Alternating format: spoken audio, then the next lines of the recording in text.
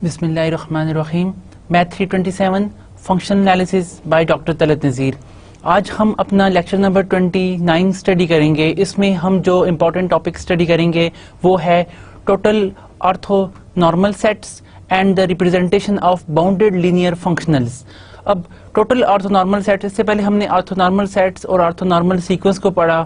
फिर हमने देखा कि ऑर्थोनॉर्मल सीक्वेंस जनरेट कैसे करते हैं। उसके लिए बहुत इंपॉर्टेंट यानी कि ग्राम श्मिट प्रोसेस है, जिसकी वजह से हम यानी कि हर बेसिस हर सेट को करस्पॉन्डिंगली ऑर्थोनॉर्मल सेट्स ऑब्टेन कर लेते हैं और वो आपके पास सेट वही स्पेस स्पैन करता है जो आपके पास ओरिजिनल सेट जो है वो स्पैन करता है। ऑर्थोनॉर्मल में हमने देखा था कि क्या होता है, हर दो एलिमेंट्स का आप इनर प्रोडक्ट लें तो 0 आता है जवाब, और हर एलिमेंट का नाम लें तो 1 आता है। तो आज हम यहाँ पे टोटल ऑर्थोनॉर्मल सेट्स को एनालाइज फर्स्ट ऑफ ऑल करेंगे और देखेंगे कि ये हमें क्या चीज़ जो है वो प्रोवाइड करता है। इसमें बड़े इंपॉर्टेंट रिजल्ट्स हैं फाइनाइट डायमेंशनल स्पेस के लिए भी और हिल्बर्ट स्पेस के लिए भी।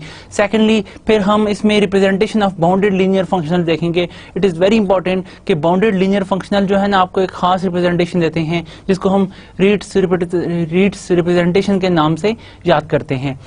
तो कोर्स लाइन आपके जो है आज के लेक्चर की जो आउटलाइन है वो है सबसे पहले तो total orthonormal sets, then isomorphism of Hilbert spaces, then इसके बाद आइसोमॉर्फिज्म ऑफ हिल्बर्ट स्पेसेस की हिल्बर्ट स्पेस को देखेंगे कि ये किस तरह आइसोमॉर्फिज्म स्ट्रक्चर हमें देती है, कि आइसोमेट्री हम किस तरह से यहाँ पे हिल्बर्ट स्पेस में कैसे डिफाइन करते हैं। इससे पहले हमने इसको नॉर्म स्पेस में देखा था, तो अब इनर प्रोडक्ट स्पेस में के तहत किस तरह से इसको डिफाइन करेंगे।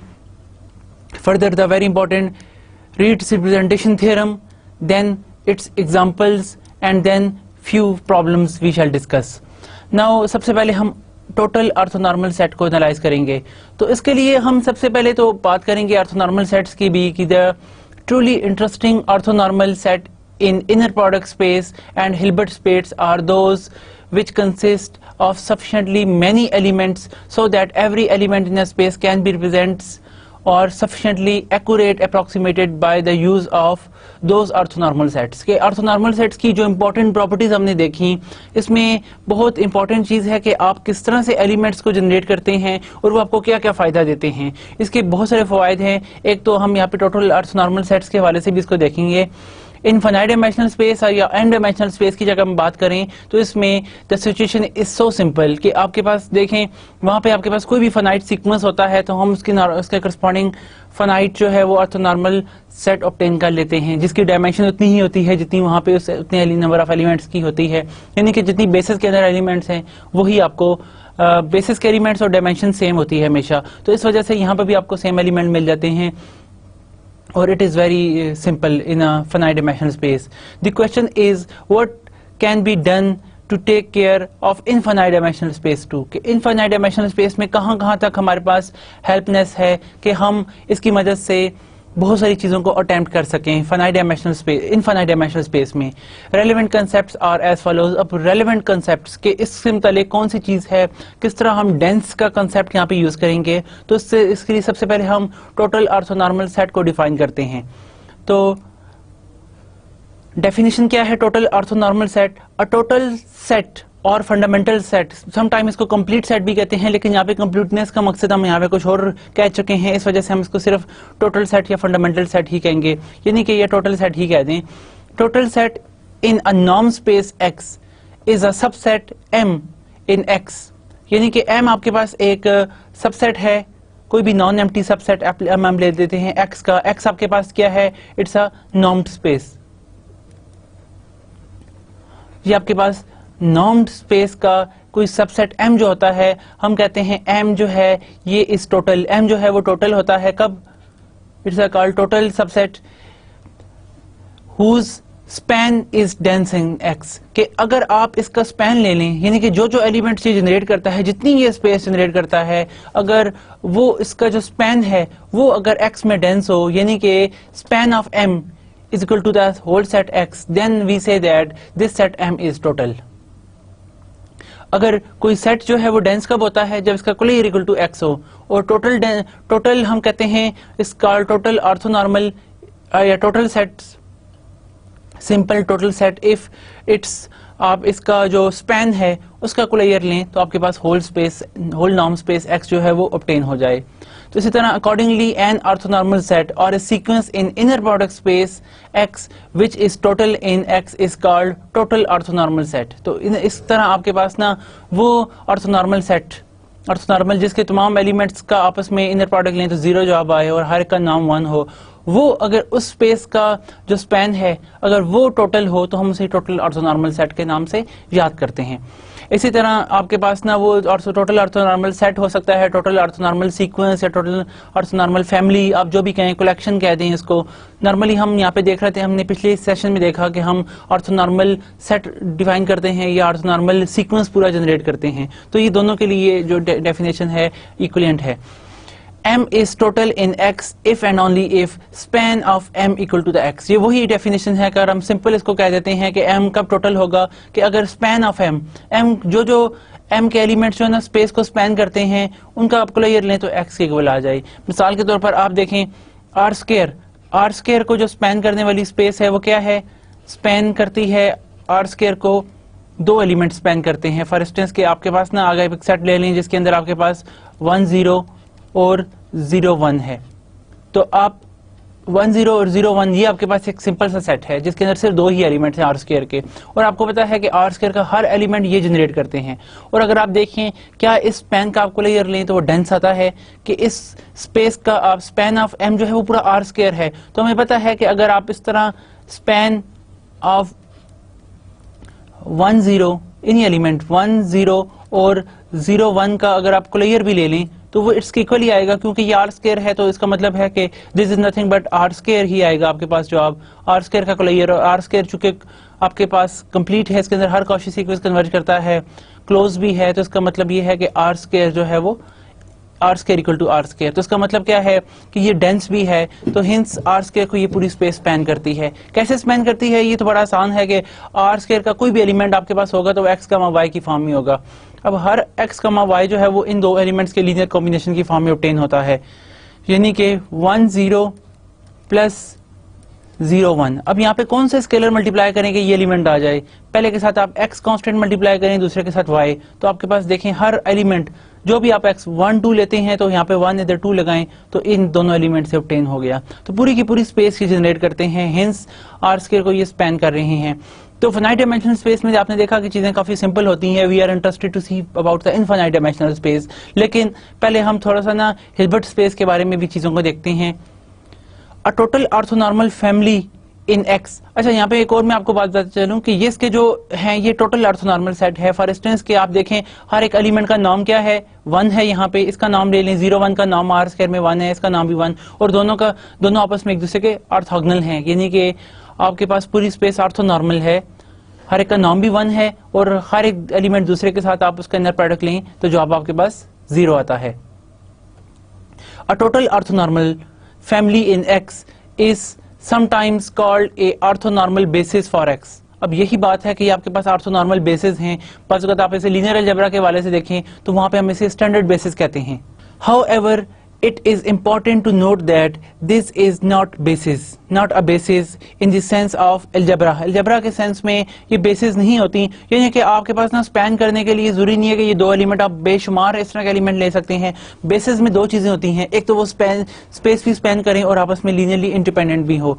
तो आपके पास जरूरी नहीं है कि आपके पास यहाँ पे एलिमेंट आ रहे हैं वो लीनियरली इंडिपेंडेंट है एक दूसरे से। इस वजह से हम इसको बाज़ ना नॉट बेसिस भी कहते हैं, क्योंकि बेसिस इंप्लाइज, बेसिस के अंदर क्या क्या चीजें इंपॉर्टेंट हैं। देखें बेसिस की डायमेंशन, बेसिस के अंदर नंबर ऑफ एलिमेंट हमेशा इतने ही होते हैं जितने आपके पास उस स्पेस की डायमेंशन है, यानी कि आर स्क्वायर की डायमेंशन क्या है 2, तो बेसिस में सिर्फ 2 ही एलिमेंट होंगे। आर एन की डायमेंशन n होती है तो उसके अंदर n ही एलिमेंट होंगे। मैट्रिक्स की डायमेंशन क्या होती है n क्रॉस m, यानी कि n multiply by m। Matrix n cross m matrix की dimension m multiply by n होती है, तो इसकी बेसिस में आपके पास m multiply by n elements ही आएंगे।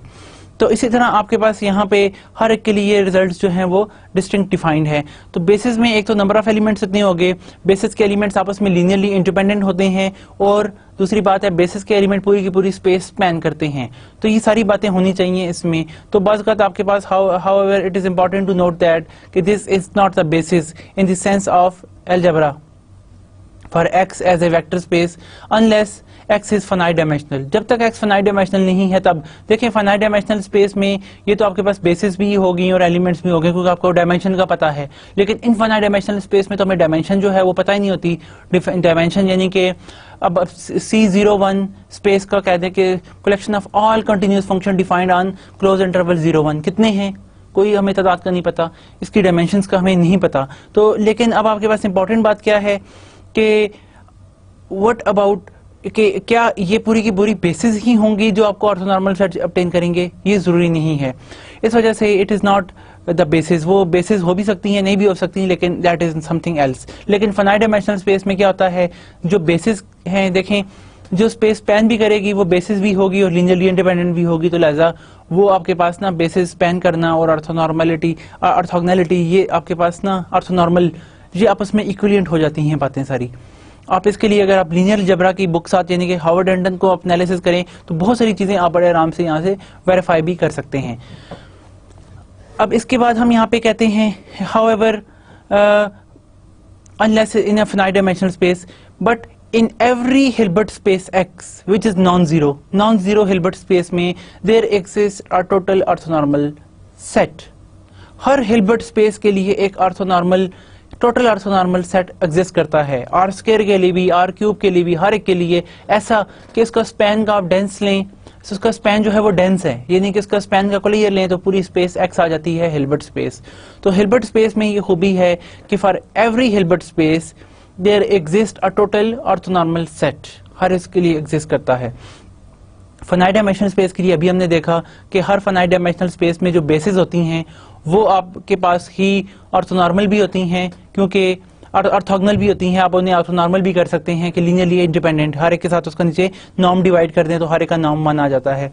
अच्छा, इसी तरह वो आपके पास ना नंबर ऑफ एलिमेंट्स उसमें इतने ही होंगे जितने कि आपके पास नंबर ऑफ एलिमेंट्स बिल्कुल उतने ही होते हैं जितनी आपके पास की डायमेंशन है, और पूरी की पूरी स्पेस स्पैन भी करते हैं, तो लिहाजा वहां पर आपको फाइनाइट डायमेंशनल स्पेस में कोई मसला नहीं है। अब हिल्बर्ट स्पेस होती है वो कंप्लीट इनर प्रोडक्ट स्पेस होती है, इस वजह से वहां पे आपको हर एक के करस्पॉन्डिंग टोटल ऑर्थोनॉर्मल सेट जो है वो बड़े आराम से ऑब्टेन हो जाता है।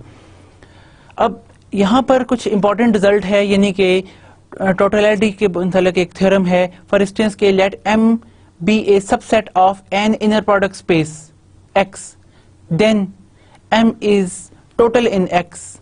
If M is total in X, then there does not exist a non-zero element X which is orthogonal to every element of M. Briefly, हम इसे कह सकते हैं कि X जो है वो M के अगर हर एलिमेंट के साथ ऑर्थोगोनल है तो इसका मतलब है कि वो X क्या है, जीरो होगा। अगर if X is total in X, M is total in X, यहाँ पे बात ये हो रही है, देखिए मैं अगर आपको शॉर्टली बताऊं, M की एक सब स्पेस है, X आपके पास क्या है, इनर प्रोडक्ट स्पेस, ये आपके पास X इनर प्रोडक्ट स्पेस है, M इसकी एक सब स्पेस है, M इज टोटल, ये इस तरह के सच दैट के M इज टोटल के M का अगर आप span of M is dense in X ये बात हो, तो ये आपके पास दो कंडीशंस गिवन है। तो आपके पास एक अगर इफ X कोई एलिमेंट है वो M के हर एलिमेंट के साथ ऑर्थोगोनल है तो इसका मतलब क्या है कि this element must be the zero, क्योंकि वो M जो है वो स्पैन करता है, इसका मतलब है कि यहाँ पे नॉन जीरो एलिमेंट भी मौजूद हैं सारे के सारे। अब क्योंकि वो पूरी की पूरी स्पेस स्पैन इसका आप कर रहे हैं तो वो पूरी की पूरी स्पेस स्पैन कर सकता है, उसका कुल लें तो पूरा का पूरा X जनरेट हो जाता है। तो इसका मतलब क्या हुआ कि अगर X का ना हर M के एलिमेंट के साथ इनर प्रोडक्ट जीरो है, X, Y is equal to zero for all Y belong to the M का जो भी आप एलिमेंट लेते हैं उसके साथ इसका इनर प्रोडक्ट जीरो आता है, तो इसका मतलब क्या है कि आपके पास हर एक एलिमेंट के साथ जीरो है, तो इसका मतलब है ये है जीरो, क्योंकि Y में तो सारे नॉन जीरो भी मौजूद हैं, पूरी की पूरी स्पेस को जो है वो डेवलप कर रहा है, और M आपके पास जो है ना वो क्या है, टोटल है, नॉन जीरो टोटल है, तो इसका मतलब क्या है कि X जो है वो मस्ट भी जीरो होगा। अब इंपॉर्टेंट बात ये है कि M अगर आपके पास स्पेस ही जीरो है तो जीरो स्पेस के साथ अगर आप X ले रहे हैं तो अब इसका मतलब क्या है, X भी जीरो है, M भी जीरो है, तो X उसका एलिमेंट हमेशा जीरो ही होगा अगर आपके पास जीरो स्पेस है। लेकिन अगर आपके पास X नॉन जीरो है और M भी उसका कोई नॉन जीरो सबसेट होगा, क्योंकि वो टोटल है, तो इसका मतलब है कि उसका आप क्लियर लेते हैं तो वो पूरी स्पेस को स्पैन करता है। तो इसका मतलब क्या हुआ कि X जो है यहाँ पे तमाम एलिमेंट के साथ इसका अंदर प्रोडक्ट लें तो इसका मतलब क्या है कि वो सिर्फ एलिमेंट जीरो ही बचेगा, क्योंकि y कुछ नॉन जीरो के लिए आपके पास x जो है इसे मल्टीप्लाई करें तो कभी जवाब जीरो नहीं आता। तो इसका मतलब क्या हुआ, for this case your x must be the zero. ये हमारे पास फर्स्ट इसमें इंपॉर्टेंट कॉन्सिक्वेंस है इसका। Secondly, if x is complete, complete का क्या मतलब है कि हर कॉची सीक्वेंस इसके अंदर ही कन्वर्ज करता है। That condition is also sufficient for totality of m in x, यानी कि ये टोटल होने के लिए भी सफिशिएंट कंडीशन है। कंप्लीट का क्या मतलब होता है कि हर कॉची सीक्वेंस इसके अंदर ही कन्वर्ज करे। अब देखें, m सबसेट है इनर प्रोडक्ट स्पेस का। मैं अगर आपको इस तरह से बात एक्सप्रेस करूं, m is a subset of x, x जो है m जो है वो क्या है, कंप्लीट है आपके पास। कंप्लीट का क्या मतलब होता है, इसका मतलब है कि हर आपके पास कॉची सीक्वेंस xn जो है ना, जो भी आप कॉची लेते हैं वो आपके पास इस m के अंदर ही कन्वर्ज करेगा। Every Cauchy sequence m implies that कि इसको xn जिस x को कन्वर्ज कर रहा है वो भी m का हिस्सा है। तो इससे क्या ऑब्टेन हो जाता है कि m आपका जो है वो क्या हो जाएगा, m is closed, m closed है एक बात, और m इसका सबसेट है, कंप्लीट भी है, and this condition is sufficient for the totality, के ये टोटल होने के लिए काफी है कि आपका हर सीक्वेंस इसके अंदर ही कन्वर्ज करता है। अगर ये स्पेस को स्पैन कर रहा है तो इसका स्पैन का क्लियर लें तो वो डेंस बन जाता है। फॉर इंस्टेंस के हर सीक्वेंस इसमें लें तो इसी के अंदर ही कन्वर्ज करे। तो इफ x इज कंप्लीट, देखें x कंप्लीट है, यहां पर m इसका सबसेट है, कंप्लीट स्पेस का subset is sufficient totality of m in x, के आपको उस स्पेस का यहाँ पे देखें, अगर हम इसको दूसरे एंगल से देखें कि कंप्लीटनेस x इनर प्रोडक्ट भी है, x कंप्लीट भी है, इसका क्या मतलब हो जाएगा, this implies that x is Hilbert space. x जो है वो आपके पास x इज हिल्बर्ट, क्योंकि हिल्बर्ट स्पेस में दो बातें होती हैं, एक तो वो कंप्लीट होता है, कंप्लीट होती है inner product space, complete inner product space is a Hilbert space. यहाँ पे इनर प्रोडक्ट हमें गिवन भी है, ये इनर प्रोडक्ट स्पेस भी है, कंप्लीट भी है। तो according to these twos we can say that x is a Hilbert space. अब हमें पता है कि हर हिल्बर्ट स्पेस के लिए एक आपके पास लाजमी इसका जो है टोटल सेट एग्जिस्ट करता है। तो इसका यहाँ पे जिस तरह अभी हमने यहाँ पे कहा कि for every Hilbert space there exist a total orthonormal set, तो यहाँ पे हर हिल्बर्ट स्पेस की एग्जिस्ट करता है, तो that is the thing, the result is over, कि आपके पास हर हिल्बर्ट स्पेस के लिए वो रिजल्ट ऑब्टेन हो जाएगा। Hence this sufficient condition is obtained. इसका प्रूफ भी आप बड़े आराम से जो है वो टेक्स्ट में देख सकते हैं। तो ये आपके पास दो इसके इंपॉर्टेंट कॉन्सिक्वेंसेस थ्योरम के। फर्दर अगर हम इसके प्रूफ के बारे में अगर बात करें तो पहली बात तो ये है कि अगर आपके पास x जो है, हम यहाँ पे कहते हैं कि हम ये शो करने जा रहे हैं कि x अगर m के हर एलिमेंट के साथ ऑर्थोगोनल है तो then x must be the zero. Now Hilbert x h be a completion of x, then x regarded as a subspace of h is dense in h, यानी कि इसका element dense होगा, यानी कि अगर हम कंप्लीशन की बात कर रहे हैं, m is total in x so that the span of m is dense in x, hence dense in h। अब h हिल्बर्ट स्पेस है तो वो भी इसमें डेंस। अब आप लेमा ये पिछला यूज करें, lemma now implies that the orthogonal complement of m in h is zero। तो फिर हम यहाँ से क्या ऑब्टेन कर लेते हैं कि x belong to x which is orthogonal to m implies that x equal to the zero। आप इसको जरा सो एक्सप्रेस करके पढ़ेंगे तो the things you can easily recovered। और दूसरी स्पेस क्या है कि अगर आपके पास x जो है वो कंप्लीट इनर प्रोडक्ट स्पेस है तो it is sufficient condition that के टोटलिटी की आपको कंडीशन सफिशिएंट कंडीशन जो है से ऑब्टेन हो जाती है। तो बात यही है कि x जो है वो आपके पास हिल्बर्ट स्पेस इन केस बन जाएगी, इनर प्रोडक्ट स्पेस भी है, कंप्लीट भी है, inner product space is Hilbert space and m satisfies that condition कि m जो है वो आपके पास क्या ये कंडीशन सेटिस्फाई करेगा, सो दैट के अगर m जो है वो ये कंडीशन सेटिस्फाई कर रहा है कि आपके पास ना m का आप कोलेयर लें, m के स्पैन का कोलेयर लें तो वो पूरी स्पेस से ऑब्टेन हो जाए, सो दैट m के ऑर्थोगोनल कॉम्प्लीमेंट में आपके पास क्या आ जाएगा, जीरो। क्योंकि यहाँ पर देखें हिल्बर्ट स्पेस के अंदर आप कोई भी कॉची सीक्वेंस लें उसके अंदर ही कन्वर्ज करता है, तो हर कॉची सीक्वेंस इसके अंदर ही कन्वर्ज करे तो इसका मतलब क्या है कि इसके ऑर्थोगोनल में क्या रह जाएगा, ये सेट क्लोज हो जाता है। तो क्लोज सेट में आपके पास ना बाकी वो कौन सा एलिमेंट है जो इसके हर एलिमेंट के साथ आप नॉन जीरो एलिमेंट के साथ इसका या जीरो एलिमेंट के साथ भी आप इसका, अगर कोई एलिमेंट यहाँ पे लिखने जा रहा हूं मैं x का अगर आप m के साथ रिलेशन दें, देखें हिल्बर्ट स्पेस है ना, हिल्बर्ट स्पेस का की सब स्पेस ले लें जो आपके पास कोई क्लोज, तो m के हर एलिमेंट, देखें m h की इक्वल भी हो सकता है, नहीं भी हो सकता, तो वो कौन सा x है जो m के हर एलिमेंट के साथ ऑर्थोगोनल हो, वो सिर्फ और सिर्फ 0 होगा।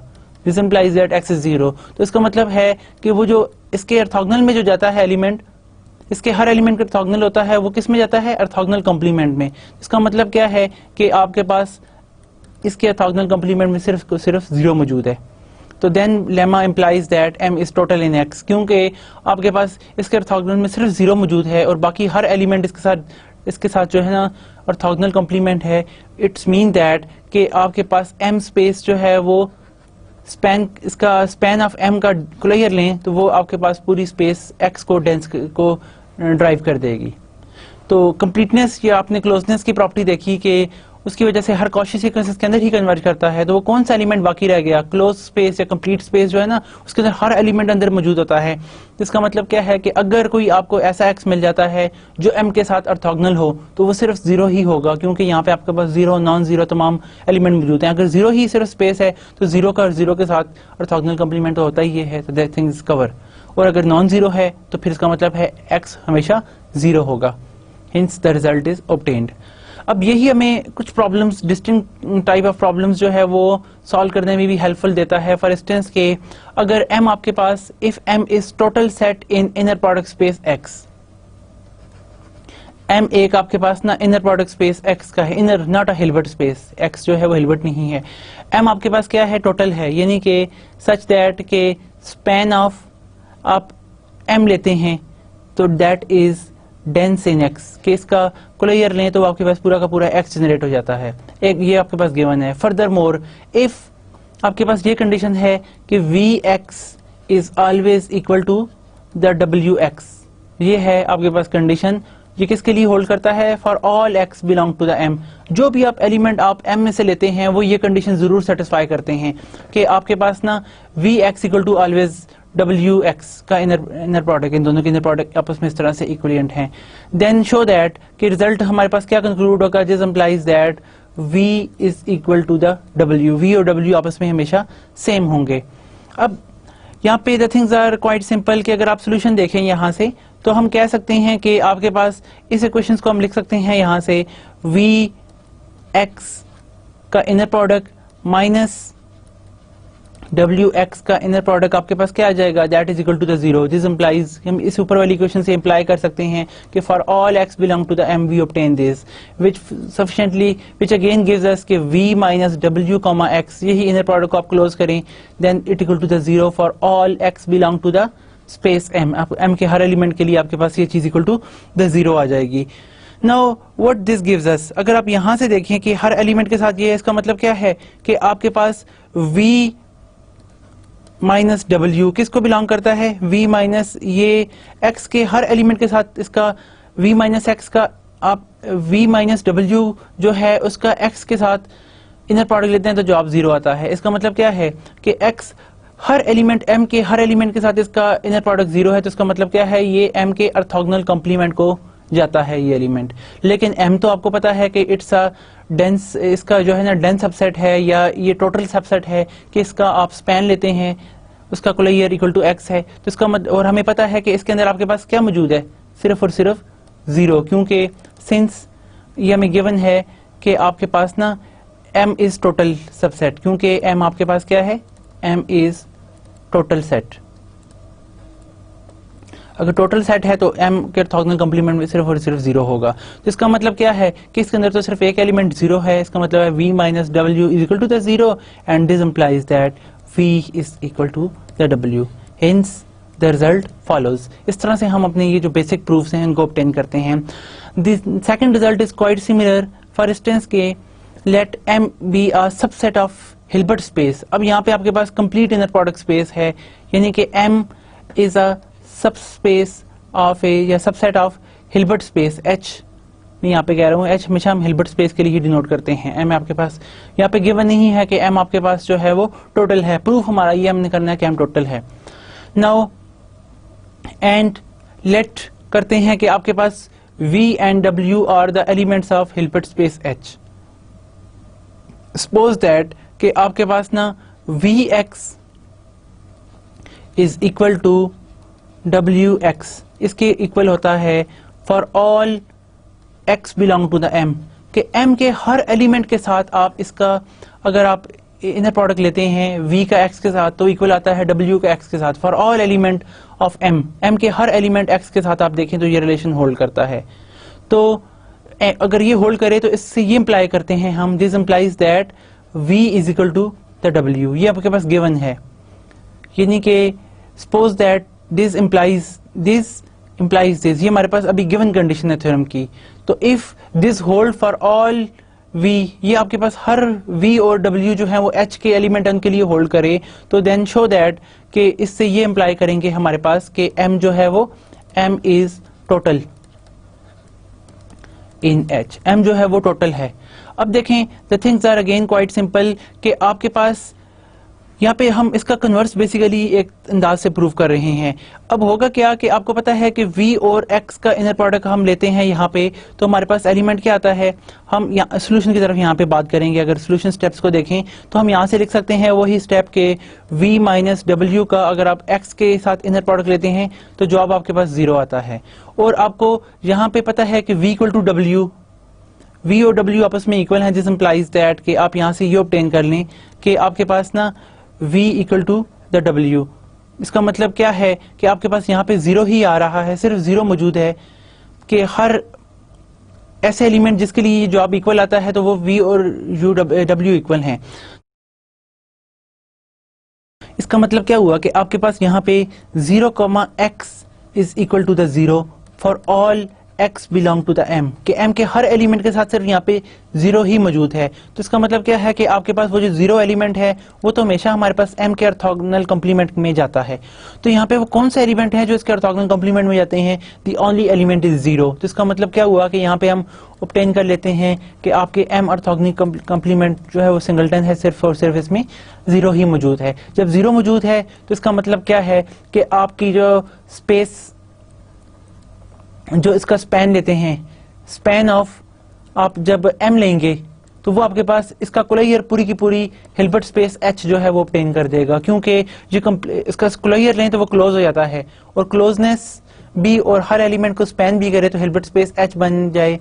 इसका मतलब क्या है कि your space m is total,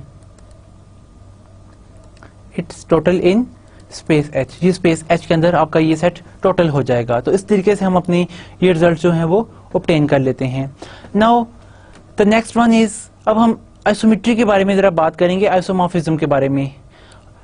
N in isomorphism of a Hilbert space h onto Hilbert space h star over the same field is a bijective linear operator t from h to h tilde। आपके पास दो Hilbert space हैं, h भी Hilbert space है और h tilde भी। तो आपके पास एक जो आइसोमॉर्फिज्म मैपिंग होती है एक हिल्बर्ट स्पेस से दूसरे हिल्बर्ट स्पेस, यानी कि ये that is some h set, ये भी हिल्बर्ट स्पेस है, ये भी आपके पास दो नाइस स्पेस है। हमें पता है हिल्बर्ट स्पेस सबसे जो आपके पास जो तमाम प्रॉपर्टीज रखने वाली स्पेस होती है वो हिल्बर्ट स्पेस होती है। यहाँ पे आप एक मैप ले लेते हैं, कहते हैं T, ये आपके पास अगर आइसोमॉर्फिज्म है तो वो क्या होगा, आइसोमॉर्फिज्म मीन कि it's the bijective plus linear operator. Bijective linear operator, इस तरह का bijective linear operator that satisfies this condition के for all x Y belongs to the H, T X inner product with T Y is equal to the X inner product with Y. देखें T X और T Y का inner product आप ले रहे हैं, ये किसके तहत आएगा, अब टी एक्स जो है वो आपके पास एलिमेंट हो जाता है एच टिल्डा का, तो इसका मतलब है कि this inner product is in sense of H tilde. और ये आपके पास दूसरा इनर प्रोडक्ट इसका है एक्स वाई कहाँ के एलिमेंट है एच के, तो ये inner product under the H. अब हर स्पेस का एक अपना इनर प्रोडक्ट होता है। फॉर इंस्टेंस के सपोज के आपके पास ना एच एक स्पेस है जिसके अंदर आपके कोई इनर प्रोडक्ट ये वाला डिफाइन किया हुआ है, एल स्केयर है, तो एल स्केयर वाला इनर प्रोडक्ट अगर यहाँ पे कोई आर एन है दूसरी स्पेस तो आर एन में आप आर एन वाला इनर प्रोडक्ट डिफाइन करेंगे। हर एक का एक अपना इनर प्रोडक्ट होता है। सपोज हम इसे ये कह देते हैं, इसको कोई डैश से डिनोट कर देते हैं, तो या टिल्डा यहाँ पे सैम्पल डाल देते हैं कि ये दोनों डिस्टिंक्ट इनर प्रोडक्ट हैं। लेकिन अब यहाँ पे वो डालें ना डालें, इसके तहत आप देखते हैं कि दोनों के इनर प्रोडक्ट जो हैं वो सेम आ रहे हैं। जो काम आप यहाँ पे कर रहे हैं वही आपको एलिमेंट यहाँ पे मिल रहे हैं।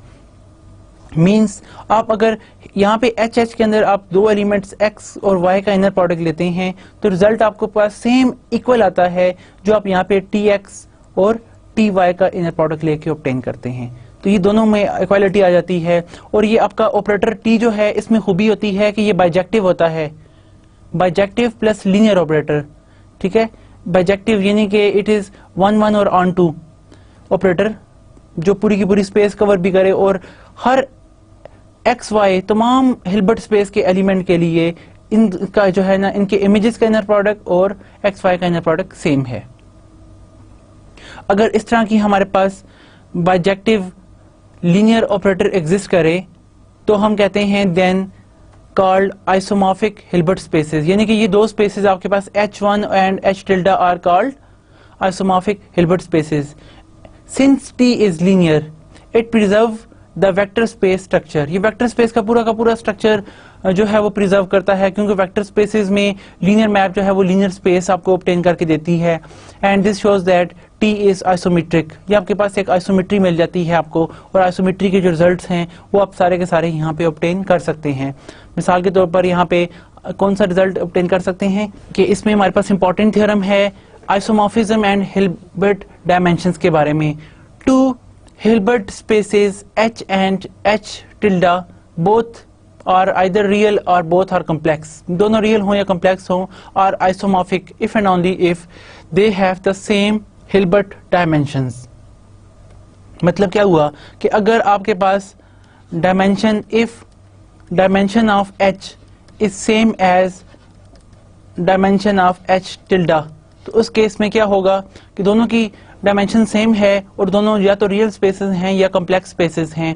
तो इस केस में आपके पास एक देन अगर ये होगा तो then this implies that there exist आपके पास इफ एंड ओनली इफ वाली बात है कि there exist a map T from H to the H tilde which is आपके पास क्या होती है bijective plus linear. Bijective linear map ये इस तरह की बाइजेक्टिव लीनियर मैप होती है कि सच दैट कि आपको पता है कि इसमें ये रिलेशन होल्ड करता है टी एक्स टी वाई का inner product equal to the x y inner product होता है for all x y belong to the Hilbert space H। तो ये if and only if condition है कि दोनों की डायमेंशन सेम हो तब आप ये काम कर सकते हैं। ऐसा ना हो कि एक की हिल्बर्ट स्पेस R² भी हिल्बर्ट स्पेस है R3 भी हिल्बर्ट स्पेस है। अगर उस तरह आप लेते हैं फिर आपके पास ये रिजल्ट जो है वो इक्वली नहीं आएगा कि आप यहाँ पे इन दोनों का इनर प्रोडक्ट सेम आए, लेकिन बाकी हर एतबार से आपके पास क्योंकि इशू यहाँ पे आके आता है 1-1 मैप ही आपको लिनियरिटी भी मिल जाती है। लेकिन जो सबसे इंपॉर्टेंट बात है कि इनके TX और TY का की जो आइसोमेट्री है वो XY की आइसोमेट्री की इक्वल है। अगर आपके पास देखें ना R² से R³ पे मैप जा रही है तो यहाँ पे R3 के एलिमेंट्स का इनर प्रोडक्ट ले रहे हैं यहाँ पे R² के, तो उसके लिए जरूरी नहीं है कि एलिमेंट सेम आए, हर एक के लिए आपके पास एग्जिस्टेंस आपको नहीं मिलती। लेकिन नॉर्मली अगर आपके पास ना स्पेस की डायमेंशन सेम है, फॉर इंस्टेंस हिल्बर्ट स्पेस में अगर RN स्पेस के अंदर ही आप ले रहे हैं या कोई भी आपको पता है R² की डायमेंशन आपके पास सेम होती है स्पेस ऑफ कॉम्प्लेक्स नंबर की डायमेंशंस। तो यहाँ पे आपके पास और ये दोनों की दोनों आपके पास कंप्लीट इनर प्रोडक्ट स्पेस हैं, यानी कि दोनों बोथ आर हिल्बर्ट स्पेसेस। तो आप यहाँ पे जो मैप डिफाइन करेंगे T जो यहाँ से यहाँ तक वो आपके पास एक आपको आइसोमेट्री देगी, यानी कि आइसोमेट्री जो स्ट्रक्चर इधर R² में है वही इसके मुताबिक आपको C में मिल जाएगा, दोनों की डायमेंशन सेम होना।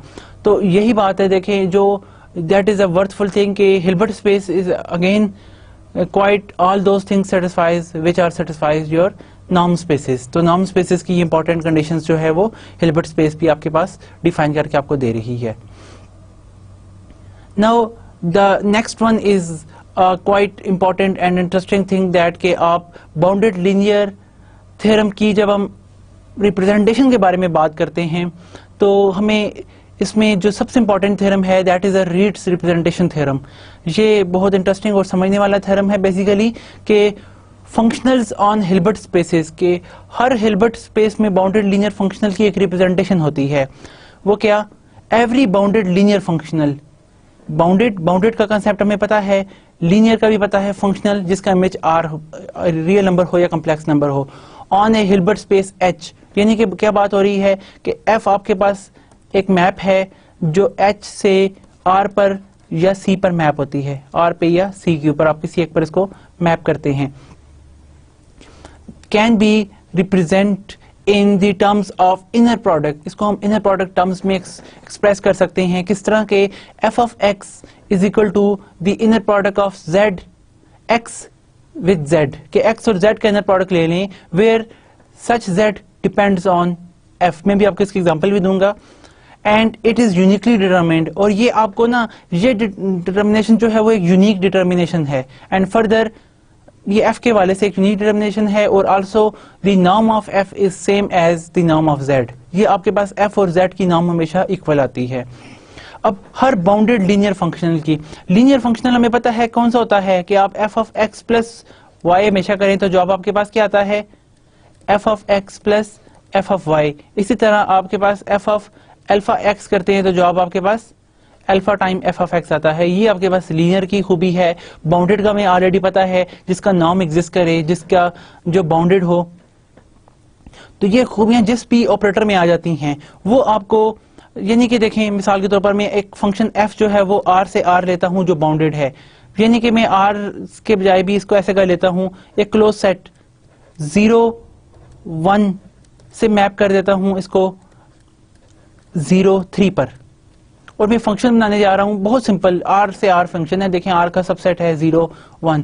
इस तरह के f ऑफ x किसी पे लगता है तो जवाब आपके पास 3x की इक्वल आता है। अब देखें ये पूरी की पूरी स्पेस को कवर कर रहा है, आपके पास एक 1 1 ऑन 2 मैप है। अब यहां पर ये रिप्रेजेंटेशन क्या है आपके पास, अगर आप गौर करें, f of x is equal to the x inner product with 3। ये चीज आपको यहां पे मिल रही है कि वो जो 3 कांस्टेंट है वो साथ यहाँ पे आ रहा है कि आपके पास देखें, अगर आप गौर करें तो इनर प्रोडक्ट यहाँ पे क्या होता है, r में जो है वो सिंपल यूजुअल प्रोडक्ट होता है। आपको इसी तरह r स्क्वायर और हर टर्म में एक ये बात। दूसरी बात है कि आपका this z depend on f, ये f पे डिपेंड करता है कि आपके पास अगर 4 है 4 से मल्टीप्लाई करें 3, क्योंकि मैप लीनियर है, it is easy to see that this map is linear, this map is bounded. f जो है वो 3x, क्योंकि ये बाउंडेड अंडर क्लोज इंटरवल है तो आपके पास हमेशा ये बाउंडेड होगा। और इसका नॉर्म क्या है, देखिए नॉर्म ऑफ f अगर आप कैलकुलेट करते हैं, f ऑफ x का अगर आप मॉड ले लें divided by mod of x ले करते हैं तो वो आपको नॉर्म ऑफ f मिल जाता है, नॉर्म ऑफ f। तो यहाँ पे f ऑफ x की और इसका सुप ले लें, तब ना सुप्रीमम ले लेते हैं where x mod is not equal to 0, क्योंकि r का फंक्शन है तो देखें एलिमेंट भी r है। तो यहाँ पे आप इसकी सबसे बड़ी वैल्यू डालते हैं तो आपके पास यहाँ पे क्या आ जाता है, ऊपर जो आप 3x आ जाता है where x is not equal to the 0, f of x। अब तमाम यहाँ पे आप टर्म डालते हैं 1 2 3 तो आपके पास जवाब 3 आता है।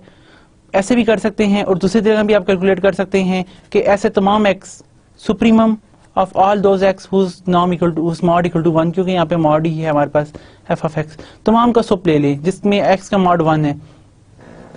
अगर x का मॉड 1 है तो आपके पास f ऑफ x की वैल्यू क्या आएगी सबके लिए, यानी कि देखें आप 1 पुट कर देंगे तो आपके पास वैल्यू 3 आ जाएगा, hence norm equal to the 3।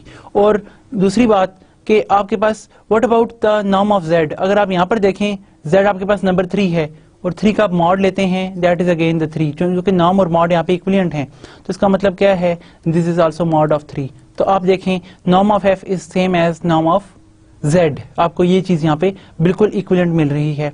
इस तरह आप r स्क्वायर r क्यूब हर जो है हिल्बर्ट स्पेस के अंदर इस चीज को बड़े आराम से ऑब्टेन कर सकते हैं। ये आपके पास एक हिल्बर्ट स्पेस ही है बेसिकली, क्योंकि कंप्लीट भी है क्लोजनेस की वजह से, हर कॉची सीक्वेंसेस के अंदर ही कन्वर्ज करेगा, और ये बाउंडेड भी है, लीनियर ऑपरेटर है आपके पास। तो आपने जो बाउंडेड लीनियर ऑपरेटर इस हिल्बर्ट स्पेस के ऊपर डिफाइन किया। अब यहाँ पर आपके पास ये सारे रिजल्ट्स आपने देखा कि इस तरह डिफाइन हो जाते हैं, दैट इज द एग्जांपल। तो अगेन अगर हम कहते हैं कि हिल्बर्ट स्पेस में आपके पास बाउंडेड लीनियर ऑपरेटर की एक यूनिक रिप्रेजेंटेशन होती है कि f of x equal to x inner product with z, और जिसमें z डिपेंड करता है आपके पास बाउंडेड लीनियर ऑपरेटर f के ऊपर। और इंपॉर्टेंट इसमें बात कि नॉर्म ऑफ f वही होता है जो नॉर्म ऑफ z होता है, जिस तरह अभी हमने देखा नॉर्म ऑफ f वही है आपके पास जो नॉर्म ऑफ 3 है आपके पास। इसी तरह से अब अगर हम प्रूफ के बारे में बात करें तो हम सबसे पहले तो प्रूफ करेंगे कि ये रिप्रेजेंटेशन एग्जिस्ट करती है आपके पास, कि शो दैट के norm of f of x is equal to the inner product of x with z, ये आपके पास एक नोटेशन है। दूसरी बात है, बी पार्ट में हमने कहा था कि ये एक यूनिक रिप्रेजेंटेशन होती है, यूनिकनेस ऑफ वन। इस इक्वेशन नंबर 1 को हम यूनिक प्रूव करेंगे। और थर्ड वन कि दिस फार्मूला होल्ड, ये आपके पास कौन सा फार्मूला है, फार्मूला नंबर 2, जिसको हमने कहा था दैट इज कि norm of f is same as norm of z. अभी हमने एग्जांपल देखी थी, but now we are going to general prove it. तो जनरल प्रूफ में हम देखते हैं, सबसे पहली बात, अगर एफ 0 है तो जीरो ऑपरेटर जो है वो हर वैल्यू को 0 पे ही मैप करता है, तो आपके पास यहाँ पे 0 जवाब आ जाएगा। देन 1 एंड 2 होल्ड, क्योंकि 0 ऑपरेटर है तो 0 ऑपरेटर का नाम भी 0 होता है, तो आपका जो z है वो भी आप 0 डाल देंगे, क्योंकि z को जो है वो किस पे डिपेंड करता है, f के ऊपर, तो z भी 0, तो 0 का हर एक के साथ the result is obviously hold if we take z equal to the 0, तो रिजल्ट प्रूव हो जाता है। But we are interesting to see that what happen when f is not equal to 0। f आपके पास जरूरी तो नहीं है कि 0 ऑपरेटर में तो कोई खास खूबी नहीं होती, वो तो क्या करता है, हर एलिमेंट को 0 पर ही मैप कर देता है। If f is non zero operator या functional, to motivate the idea of the proof, let us ask what properties z we must if we represent one exist. First of all, if z is non-zero, अगर z non-zero होगा, सबसे पहली बात, क्योंकि अगर z आपके पास 0 है, f non-zero है, तो 0 के साथ तो आप हर एलिमेंट का इनर प्रोडक्ट लेते हैं तो जवाब 0 ही आता है। उस केस में आपका z हमेशा non-zero होगा। अगर z आप 0 ले लें तो फिर क्या होगा, x का 0 के साथ इनर प्रोडक्ट लें, इनर प्रोडक्ट किसी भी 0 के साथ लिया जाए तो जवाब 0 आता है। इसका मतलब है f 0 है, लेकिन f हम कहते हैं non-zero, इस वजह से आपके पास ये non-zero होगा। सेकेंडली, अगर f और z का इनर प्रोडक्ट 0 है फॉर ऑल x, हर x के लिए, तो इसका मतलब क्या है कि f ऑफ x 0 है, that is for all x in the null space of f। वो फिर तमाम के एलिमेंट हमारे पास नल स्पेस ऑफ f में चले जाते हैं। नल स्पेस में वही एलिमेंट जाते हैं जिनका इमेज 0 होता है। Hence x is orthonormal to null space of f। जो z आपके पास है वो क्या होगा, इसके ऑर्थोनॉर्मल में चला जाएगा। देखें ना, हम कहते हैं x और z का इनर प्रोडक्ट लें तो 0 है, तो इसका मतलब है कि क्या f of x equal to the 0, तो z जो है वो नल स्पेस ऑफ f में चला जाता है, या नल स्पेस ऑफ l के ऑर्थोनॉर्मल चला जाता है वहां पे। This suggest that we consider null space of f and its orthonormal complement. इसका ऑर्थोनॉर्मल कॉम्प्लीमेंट को भी देखने जा रहे हैं। अब null space of f is a vector space. ये वेक्टर स्पेस हम ऑलरेडी प्रूव कर चुके हैं कि इसमें हर दो एलिमेंट आप नल स्पेस में कौन से एलिमेंट आते हैं जिनका आंसर 0 होता है। हम ये प्रूव कर चुके हैं कि ये पूरी की पूरी वेक्टर स्पेस है, वेक्टर सब स्पेस, यानी कि इसमें आप कोई 2 एलिमेंट लें तो उनका लीनियर कॉम्बिनेशन दोबारा इसी के अंदर ऑब्टेन करता है। एंड इट इज क्लोज्ड, कि हर कॉची सीक्वेंसेस के अंदर ही कन्वर्ज करता है। ये हम ऑलरेडी बड़े आराम से प्रूव कर चुके हैं कई दफा इसको। Now furthermore, if f is not equal to the 0, अगर f नॉन जीरो है, this implies that null space of f is not equal to the 0। अगर f नॉन जीरो है तो नल स्पेस में सिर्फ 0 ही आपके पास एलिमेंट आता है, तो इस वजह से आपके पास ये हिल्बर्ट स्पेस की इक्वल नहीं आती। सो नल स्पेस का जो ऑर्थोगोनल कॉम्प्लीमेंट है that is not equal to the 0 by the projection. के प्रोजेक्शंस के तहत आप देखें तो इसमें 0 के अलावा कुछ और एलिमेंट्स भी इसमें मौजूद होंगे। Hence null space of f contain some element which is non zero. इसके अंदर कोई नॉन जीरो एलिमेंट भी मौजूद होगा, 0 तो इसमें होता ही है। अब नाउ वी सेट v को अगर हम इस तरह से एडजस्ट करें, that is equal to the f of x times z naught minus f of z times x। ये इसके प्रूफ का कुछ हिस्सा है। अगर हम v इस तरह से लेकर चलें and where x is arbitrary, now we applying f। अगर f अप्लाई करें इसके ऊपर, f हमारे पास क्या है, एक बाउंडेड लीनियर फंक्शनल है, तो f क्या करेगा, f जब v पे अप्लाई होगा तो f यहाँ पे होल पे अप्लाई हो जाएगा। ये आपके पास ऑलरेडी एक कांस्टेंट है, f ऑफ x क्या होता है, एक नंबर होता है, रियल नंबर या कॉम्प्लेक्स नंबर, तो आप इसको यहाँ पे बाहर ले लेंगे, f z के ऊपर अप्लाई हो जाएगा। ये भी एक नंबर है क्योंकि f फंक्शनल है ना, फंक्शनल का इमेज हमेशा एक रियल नंबर या कॉम्प्लेक्स नंबर होता है। नंबर आप बाहर ले सकते हैं क्योंकि f आपका एक लीनियर है, f लीनियर होने की वजह से ये एलिमेंट बाहर आ जाएगा। अब आपके पास यहाँ पर देखें द आंसर इज 0 बिकॉज ये दोनों आपस में कैंसिल आउट हो जाएंगी। इसका मतलब क्या है कि f v को 0 पर मैप कर रहा है, तो v कहां पे जाएगा, नल स्पेस ऑफ f के अंदर चला जाएगा। अब since z naught is orthogonal to null space of f, then we have, हमारे पास क्या आ जाएगा, इसके अगर ऑर्थोनॉर्मल में आ जाता है तो ये v और z का इनर प्रोडक्ट लें तो जवाब 0 आएगा। और v की वैल्यू हमने यहाँ पे देखी, हमारे पास क्या है, f of x z naught minus f of z naught with multiply with x। अब यहाँ पे इसकी वैल्यू डाल दें विद z नॉट, इसका इनर प्रोडक्ट ओपन करें तो ये जो कि कांस्टेंट है f(x) ये हमारे पास फंक्शनल है ना, एक फंक्शनल वैल्यू है, एक रियल नंबर है, ये कम्प्लेक्स नंबर है, तो वो नंबर यहाँ पे बाहर आ जाएगा, यहाँ पे भी हमारे पास बाहर ऑब्टेन हो जाएगा। अब इंपॉर्टेंट बात ये है नोटिंग दैट के z naught is not equal to the zero, क्योंकि z हम नॉन जीरो ले रहे हैं। हमने पीछे कहा कि z आपके पास एक नॉन जीरो वैल्यू एग्जिस्ट करेगा कि नल स्पेस में जीरो के अलावा भी कुछ और मौजूद होगा उसके नल स्पेस के ऑर्थोगोनल कॉम्प्लीमेंट में। तो इस वजह से ये नॉन जीरो है, तो आप इसको डिवाइड भी कर सकते हैं इसके साथ, z नॉट पे के साथ डिवाइड भी कर सकते हैं। तो हमारे पास यहाँ पे f(x) को हम एक सॉल्व करें फॉर f(x), तो f(x) के में एक रिप्रेजेंटेशन मिल जाएगी यहाँ से कि आपके पास ना, यानी कि देखें यहाँ से हम क्या ऑब्टेन कर लेते हैं, f(x) इज इक्वल टू, ये टर्म जब उस तरफ जाएगी आपके पास आ जाएगा f(z not) comma z with z not, ये आ जाएगा डिवाइड में हमारे पास क्या वैल्यू आ जाएगी z naught comma z naught, क्योंकि हम इसकी ये रिप्रेजेंटेशन ले रहे हैं।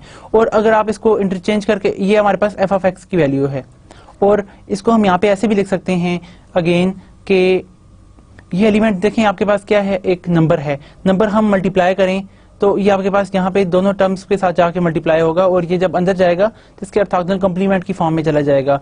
तो आपके पास one can write over here कि it's x comma f of z naught, जब ये जहाँ पे जाएगा तो बाहर होगा, क्योंकि यहाँ से एलिमेंट लेते हैं तो उसके ऊपर हम बाहर भी लगाते हैं, क्योंकि हो सकता है ये कोई कॉम्प्लेक्स नंबर हो, क्योंकि फंक्शनल तो है। यहाँ पे आपके पास this one with z naught comma inner product of z naught with z naught, क्योंकि ये भी इनर प्रोडक्ट एक नंबर होता है, आप इसको इस फॉर्म में लिख सकते हैं, ये कह दें। और ये हम कह सकते हैं f(x) is equal to the x comma z, ये कोई z की रिप्रेजेंटेशन है, z इन दिस सेंस हम ले रहे हैं। तो इसका मतलब क्या हुआ कि हमें हर f(x) जो है, x आपके पास आर्बिट्रेरी हमने लिया हुआ है, since x is arbitrary in h, तो इसके करस्पॉन्डिंग आपको एक रिप्रेजेंटेशन मिल जाती है। तो हिंस हर एक एलिमेंट के करस्पॉन्डिंग हमारे पास एक ये यूनिक रिप्रेजेंटेशन एग्जिस्ट करती है। Furthermore this can be written in the terms of one, where आप यहाँ पे इसको ये फॉर्म लिख सकते हैं, सिंस आपके पास वो आर्बिट्रेरी है तो आपके पास ये रिप्रेजेंटेशन प्रूव हो जाती है कि f(x) जिस तरह मैंने अभी आपसे डिस्कस किया x कॉमा z की, ये आपको z की फॉर्म में लें तो आपके पास ये रीच रिप्रेजेंटेशन जो है वो bounded linear functional define on Hilbert space के लिए रिजल्ट प्रूव हो जाता है। नाउ बी पार्ट में हम क्या कहते हैं कि आपके पास ये जो रिप्रेजेंटेशन नंबर 1 है, जिसको हमने क्वेश्चन नंबर 1 कहा, ये यूनिक है। तो यूनिकनेस करने के लिए हम क्या करते हैं, सपोज दैट के इसके लिए दो एलिमेंट एग्जिस्ट करते हैं z1 और z2 के, f(x) की रिप्रेजेंटेशन x z1 भी है और इसकी representation x with z2 inner product ये भी है। तो यहाँ से अगर आप देखें तो इसका क्या मतलब है कि हम कह सकते हैं कि इसको दिला के करें तो माइनस आ जाएगा, तो x का inner product with z1 minus z2 that is equal to the zero. अब फॉर ऑल x, हर x के लिए ये जीरो होगा, क्योंकि हर x के लिए हमारे पास यूनिक रिप्रेजेंटेशन होती है। अब इसका मतलब क्या है कि आप अगर चूज कर लें पर्टिकुलर एलिमेंट के x को, अगर आप z1 माइनस z2 चूज कर सकते हैं, क्योंकि ये हर एलिमेंट के लिए है, तो ये z1 माइनस z2 भी x हिल्बर्ट स्पेस का ही एलिमेंट है। उसके लिए अगर आप देखें तो x की जगह ये पुट करेंगे तब भी जो आप जीरो ही आएगा, तो आपके पास क्या आ जाएगा, z1 माइनस z2 का inner product with z1 minus z2 that equal to the zero, but it's mean that it is the norm of z1 minus z2 whole square that is equal to the zero. तो norm equal to zero होने का मतलब क्या है, इसका मतलब क्या हुआ कि norm of z1 minus z2 is also equal to the zero, क्योंकि आप स्क्वायर रूट लें तो हमें पता है नॉर्म किसी चीज का इक्वल टू जीरो होता है if and only if such number is equal to the zero. तो such number equal to the zero, इससे ये आपके पास प्रूव हो गया कि z1 equal to the z2, आपके पास एक तरफ माइनस है, इस तरफ जाके ये प्लस हो जाएगा। Hence this representation equal to unique कि z1 ही z2 के इक्वल है। अब थर्ड बात हम कहते हैं प्रूव करने जा रहे हैं, वो क्या कि norm of f is same as norm of z। तो नाउ फाइनली प्रूव दैट कि क्वेश्चन नंबर 2 वो क्या है आपके पास, norm of f is equal to the norm of z। इसके प्रूफ की तरफ आए, अगर तो f 0 है तो 0 का नाम और z का नाम सेम होता है, z भी 0 होगा और z और इसका नाम, क्योंकि रिप्रेजेंटेशन हम कह चुके हैं कि f 0 तो z भी 0, तो इस वजह से दोनों का 0 का नाम 0 ही होता है। And hints this question number 2 hold, जिसे हम क्वेश्चन नंबर 2 कह रहे हैं, ये आपके पास प्रूव हो जाती है। If f is not equal to zero, let कर लेते हैं z नॉन जीरो है, देन z भी नॉन जीरो, क्योंकि इसकी रिप्रेजेंटेशन आपके पास क्या होती है, f ऑफ x की जो रिप्रेजेंटेशन होती है वो x, z होती है। तो ये जीरो तभी होगा कि आपके पास नॉन जीरो तभी होगा जब z नॉन जीरो हो। नाउ फ्रॉम 1, ये question number 1 with x equal to the z, we obtain that, अगर आप x की ही z डाल दें तो इसका मतलब है z अगर आप इसमें पुट करते हैं तो जवाब z z आ जाएगा। z norm square equal to z z, वो f ऑफ z की इक्वल होता है। अगर हम इसके ऊपर कॉशी-श्रीवाल्स इनइक्वालिटी लगाएं तो ये नॉर्म की प्रॉपर्टी लगाएं, that is less equal to norm of f time norm of z, ये हमारे पास आ जाएगा। और यहाँ से हम क्या कर सकते हैं, one can cancel just taking z को दोनों तरफ से कैंसिल कर लें, क्योंकि z नॉन जीरो है तो आप इसका नॉर्म भी नॉन जीरो होगा और आप डिवाइड कर सकते हैं z on both side, hence we obtain that this equation. हम इसे क्वेश्चन नंबर 1 कह देते हैं या I कह देते हैं, क्योंकि 1 2 हम यूज कर रहे हैं कि z norm is less than equal to norm of f। अब हम इक्वल प्रूव करने जा रहे हैं। Now it's remain to show that कि f नॉर्म जो है वो भी लेस देन इक्वल टू है z नॉर्म के। तो बाय कॉशी-श्रीवाल्स इनइक्वालिटी हमें पता है कि f ऑफ x जो है वो इक्वल होता है, ये गिवन है हमारे पास कि f ऑफ x किसकी इक्वल है, since by 1 it is equal to the x with z। अगर आप, ये भी रियल नंबर हो सकता है या कम्प्लेक्स नंबर, तो आप जब इसके ऊपर मॉड अप्लाई करेंगे तो दोनों पे मॉड आ जाएगा। कॉशी-श्रीवाल्स इनइक्वालिटी कहती है कि आपके पास that is always less than equal to the norm of z into the norm of x, या norm of x into the norm of z, ये आपके पास आ जाएगा। इसका क्या मतलब बनेगा, इससे आप ये भी कह सकते हैं this implies f of x mod over norm of x, आप इसको नीचे डिवाइड कर दें, that is less than equal to the norm of z। ये आपके पास फॉर एवरी x के लिए ये चीज होल्ड करती है। व्हाट हैपन कि अगर हम यहाँ पे सुप अप्लाई कर दें, अगर आप यहाँ पे सुप्रीमम ले लें, यानी कि वो सुप जिसमें x norm is not equal to 1 या 1 जो भी ले लेते हैं, अगर 1 ले लें तो इसका मतलब क्या है कि यहाँ पे सिर्फ आपके पास f ऑफ x ही बच जाएगा, that is less equal to the norm of z। और ये किसकी इक्वल है, by definition it is equal to the norm of f। तो नॉर्म ऑफ f जो है वो that is less equal to the norm of z। आप इसे क्वेश्चन नंबर 2 कह दें। अब यानी कि आपके पास यहाँ पे क्या प्रूव हो गया, that is norm of f is less equal to the norm of z। और ऊपर हम यानी कि I1 और I2 इसको कह दें, ऊपर हमारे पास I1 क्या था, norm of z is less equal to norm of f, यहाँ पे है norm of f is norm of less equal to norm of z।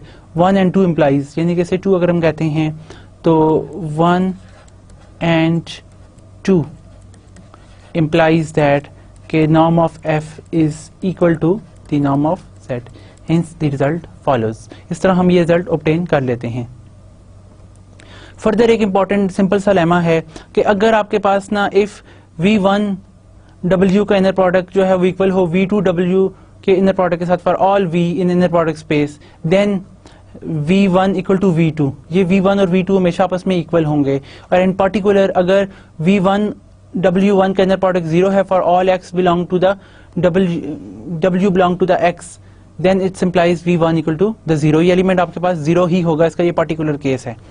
अब बाय अजम्पशन क्या है हमारे पास, ये दोनों इक्वल हैं, तो इसका मतलब क्या है कि आप इस तरफ इसको ला के सब्ट्रैक्ट भी कर सकते हैं, क्योंकि w कॉमन है।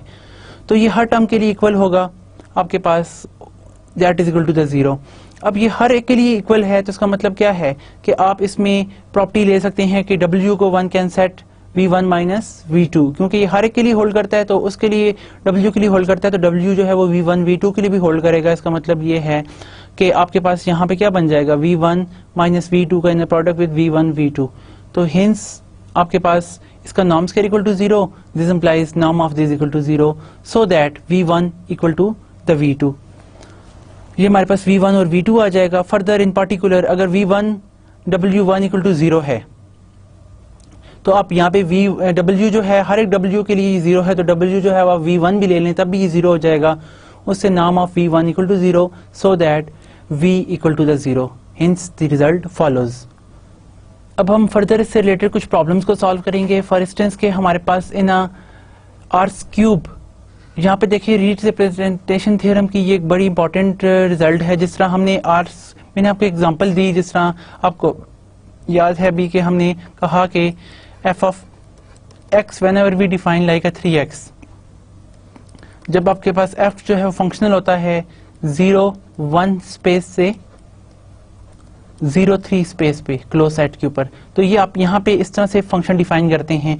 लेकिन अब आप हायर डायमेंशन में देखें तो one can easily show that कि any linear functional on R cube can be represented by the dot product. आप इसे डॉट प्रोडक्ट की रिप्रेजेंटेशन में देख सकते हैं इस तरह कि f ऑफ x जो है ना, ये आपके पास वही प्रोडक्ट है बेसिकली जो आप लेते हैं x का z के साथ। अब आपको पता है R3 में हमारे पास यूजुअल प्रोडक्ट होता है, usual product in the sense के आपके पास x जो है वो दैट इज समथिंग x जो है वो xi1, xi2, xi3 है, और z जो है वो आपके पास कोई जीटा, जीटा आप कह देते हैं 1, इस तरह जीटा 2 और जीटा 3, आप कोई और सिंबल भी यूज कर सकते हैं। ये आपके पास जिस रिप्रेजेंटेशन है, तो आप जब हमें पता है कि जब हम इनको मल्टीप्लाई करते हैं तो वो आपके पास एलिमेंट्स जो हैं वो किस तरह मल्टीप्लाई होते हैं, दे आर एलिमेंट वाइज, और आपके पास जवाब कोई रियल नंबर, हमें आर क्योंकि दो एलिमेंट को प्रोडक्ट करने तक जवाब एक रियल नंबर आता है, तो वो फंक्शनल आपका जो है ना, ये फंक्शनल है क्योंकि आर पर इसको मैप कर रहा है। तो one can say that it's xi1, इस पे मैप हो xi1 मल्टीप्लाई विथ ये आपका जो है वो जीटा 1, इस तरह xi2 with zeta 2 plus xi3 with zeta 3, ये आपको एलिमेंट इस फॉर्म में मिल रहे हैं। तो one can see that this is linear functional जो है वो आपको ये रिप्रेजेंटेशन दे रहा है। अब ये रिप्रेजेंटेशन हमें पता है कि आपके पास एक खास बात कि ये रिप्रेजेंटेशन यूनिक भी होती है। इस रिप्रेजेंटेशन के तहत अगर आप f का जो नाम लेंगे वो z का नाम भी आएगा, तो आप इसको easily one can obtain it, यानी कि show that any bounded linear functional can be expressed in these notations। कि आपके पास अगर f एक ये फंक्शन है, लेट करते हैं जिस तरह हमने ये फंक्शन f ऑफ डिफाइन कर लिया, it's a first of all one can check that it's a linear functional. क्या ये लीनियर है कि अगर आप इसमें x प्लस y जब लेंगे तो आपके पास क्या जवाब आएगा, x प्लस y जो है वो इस z के साथ मल्टीप्लाई होगा। अब देखें x भी आपका क्या है, इट्स अ 3 टपल, y भी 3 टपल है और इस तरह z भी 3 टपल है, तो आप यहाँ पे इसको बड़े आराम से ओपन कर सकते हैं। x की एंट्रीज को आप कह देते हैं, जिस तरह ये आपके पास ना xi1, xi2, अब यहाँ पे x इसकी एंट्री क्या होंगी, x1 प्लस eta1, यानी कि ये x प्लस y की एंट्री है, y जो है वो eta1, eta2, eta3 है। इस तरह आपके पास यहाँ पर again one can write here it's xi2 plus eta2, xi3 plus eta3, ये आपके पास इसके एलिमेंट्स हैं। और फर्दर ये आपने प्रोडक्ट ले लिया और साथ आप मल्टीप्लाई कर रहे हैं z की एंट्रीज जो क्या हैं, जीटा 1, जीटा 2 और जीटा 3। अब आप इसको फर्दर मल्टीप्लाई करेंगे तो आपके पास ये आपको सेम वही प्रॉपर्टी दे देगा जिस तरह x का z के साथ प्लस z का y का z के साथ। आप इसको मल्टीप्लाई करके प्लीज चेक कर सकते हैं, तो आपके पास यहाँ पे रिजल्ट क्या आ जाएगा, f of x, this is f of x plus this is f of y। तो आपका ये फंक्शन जो है वो लिनियरिटी की ये कंडीशन सेटिस्फाई करता है। इसी तरह आप f ऑफ अल्फा x करके देख लें तो आपके पास क्या आ जाएगा, वो अल्फा जो है वो x की हर एंट्री के साथ मल्टीप्लाई होगा, यानी कि alpha xi1, alpha xi2, alpha time xi2, इस तरह अल्फा टाइम अल्फा टाइम आपके पास xi3 भी आएगा। और यहाँ से आप देखते हैं साथ इसका मल्टीप्लाई विद आपके पास क्या होगा, z के साथ, तो z की एंट्रीज वही xi1, जीटा 1, जीटा 2, जीटा 3, ये आपके पास एंट्रीज हैं। और आप यहाँ से अल्फा को अगर आप कॉमन ले लें तो rest of things are, alpha आपके पास यहाँ पे आ जाएगा, ये एंट्री सिंपल आपके पास ना x की और साथ z की एंट्री रह जाएगी। और इसका मतलब क्या है, अल्फा बाहरी रखें, that is nothing but f of x। तो इसका मतलब है कि ये फंक्शन आपका जो है ना वो बाउंडेड फंक्शन है। तो R3 में ये जो आप फंक्शन इस तरह से डिफाइन कर रहे हैं, it's a bounded. Now again one can check that it's यानी कि ये लिनियरिटी प्रूव होगी, लीनियर फंक्शनल, तो आपने लिनियरिटी इस अंदाज में प्रूव कर ली। इस तरह show that any linear functional, तो आपके पास जो भी लीनियर फंक्शनल है वो इस परफॉर्म में डिपेंड हो गया। इसे आप ना बाउंडेड भी शो कर सकते हैं। I will give you the task कि आप इसमें प्लीज ये शो कीजिएगा कि क्या f ऑफ x का नाम लें तो z के नाम के इक्वल आता है, ये हमेशा इक्वल आएगा। और प्लीज आप इसे शो करेंगे क्योंकि ये R3 आपके पास हिल्बर्ट स्पेस है, हिल्बर्ट स्पेस को ये मैप कर रहा है।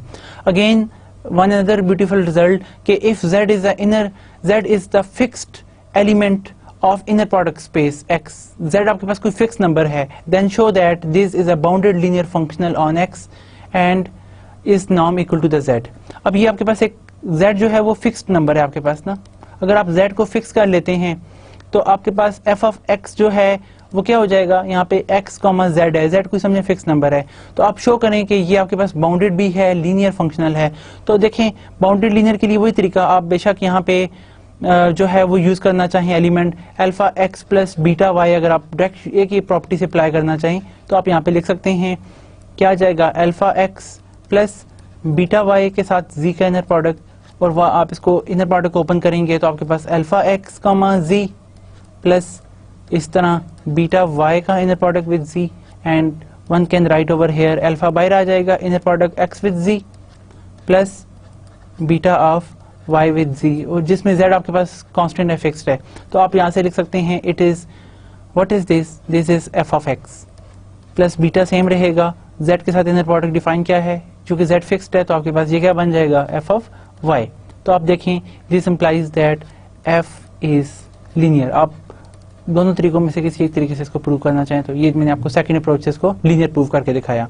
ऑल्सो इट्स अ बाउंडेड, अब बाउंडेड के लिए शो करने के लिए हम ये शो कर देते हैं कि इसका नॉर्म जो है वो फाइनाइट नंबर है और z की इक्वल है। अब आप देखें यहाँ पे आपके पास चूंकि z कोई फिक्स फाइनाइट नंबर है तो हम यहाँ पे f ऑफ x को हम लिख सकते हैं, f ऑफ x के ऊपर अगर आप मॉड डालते हैं इसका मतलब क्या है कि it's a mod of x, z का मॉड, और अगर आप कॉची-श्वार्ट्ज इनइक्वालिटी लगाएं that is equal to the norm of f into the norm of z, ये हमारे पास आ जाएगा। अगेन आप यहाँ पे f मॉड ऑफ f के नीचे आप नॉर्म ऑफ x डिवाइड कर दें that is less than equal to the norm of z आपके पास आ जाएगा। अगर आप सुप्रीमम अप्लाई करें, supremum for all those x whose norm is not equal to the zero, इस तरफ भी ले लें f ऑफ x, तब भी वो इसके नॉर्म से लेस होएगा, क्योंकि हर एक के लिए ये नॉर्म ऑफ z से लेस है तो इसका सुप्रीमम लेंगे तब भी वो लेस देन होगा। इसका क्या मतलब है कि आपके पास f नॉर्म, ये नॉर्म ऑफ f की डेफिनेशन है, norm of f will less than equal to the norm of z। एक हमने ये चीज प्रूव कर ली यहाँ पे, इसको कह दें क्वेश्चन नंबर आई। अगेन आपके पास जो है, अब हम सेकेंड अप्रोच से यूज करने जा रहे हैं इसको और शो करने जा रहे हैं कि आपके पास ना यहाँ पे देखें, हम कह सकते हैं f ऑफ x का अगर हम यहाँ पे पुट, ये आपके पास ना x हर x के लिए ये होल्ड करता है, तो अगर आप इसमें take x equal to the z, अगर आप x को z के इक्वल लें तो हमारे पास क्या आ जाएगा यहाँ पे f of z is equal to the inner product of z, ये हमारे पास बन जाएगा। और इनर प्रोडक्ट ऑफ z क्या होता है, that is the norm of z square, और हमें पता है कि आपके पास नॉर्म ऑफ z जो है वो हमेशा लेस देन इक्वल टू होता है norm of f into norm of z के। ये आपके पास बड़ी इंपॉर्टेंट प्रॉपर्टी जिसे हम कई दफा प्रूव कर चुके हैं। अब आप divided by norm of z, क्योंकि z आपके पास कोई फिक्स नॉन जीरो नंबर है तो आप z को, यानी कि z अगर जीरो है फिर तो ये प्रूफ है कि जीरो का नाम और f का नाम इक्वल होगा यहाँ से रिप्रेजेंटेशन से, लेकिन अगर नॉन जीरो है, if z norm is non zero, तो उस केस में हम क्या करेंगे, इसको डिवाइड भी कर सकते हैं। आप डिवाइड जब करेंगे norm of f is greater than norm of z, ये हमारे पास आ जाएगा। से इट्स क्वेश्चन नंबर सेकंड। तो 1 एंड 2 implies क्या आपके पास आ जाएगा, this will gives that norm of f is same f norm of c, hence the result follows। तो आज के लेक्चर में हमने सबसे पहले तो टोटल हमने सेट को देखा, what is the total set, ऐसे सेट्स जिनका हम स्पैन लें तो उसके स्पैन का डेंस जो है वो पूरा सेट आपके पास x बन जाता है, एक बात। इसी तरह फिर हमने टोटल ऑर्थोनॉर्मल सेट्स को पढ़ा, फिर इससे अगेंस्ट इंपॉर्टेंट रिजल्ट्स देखे कुछ, तो हमने प्रॉब्लम्स भी सॉल्व की। फिर हमने इसके बाद बाउंडेड लीनियर फंक्शनल की जो रिप्रेजेंटेशन, जिसे हम रीड्स रिप्रेजेंटेशन कहते हैं, उसके हवाले से हमने कुछ रिजल्ट स्टडी किए, उनका हमने प्रूफ देखा, और फाइनली फिर हमने कुछ प्रॉब्लम सॉल्व की। तो यहाँ पे हम अपना आज का लेक्चर जो है वो स्टॉप करते हैं। Okay, thank you very much, Allah Hafiz.